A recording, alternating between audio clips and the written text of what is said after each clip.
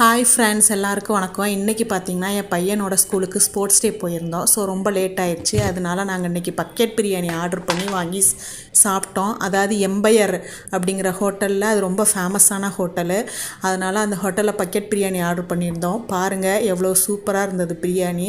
Piece நிறைய கொடுத்துருந்தாங்க. Chicken biryani தான் ஆர்டர் பண்ணியிருந்தோம்.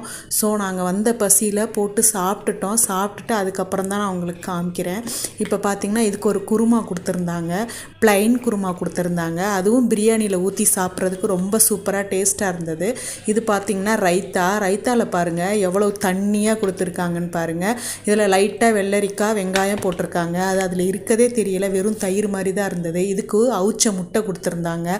அது கூட நாங்கள் பலூடா ஆர்டர் பண்ணி வாங்கியிருந்தோம். இந்த பலூடாவில் ஃப்ரூட்ஸு, நட்ஸு, ஜெல்லி அதெல்லாம் போட்டு சூப்பராக கொடுத்துருந்தாங்க. நல்லா என்ஜாய் பண்ணோம். Thanks friends.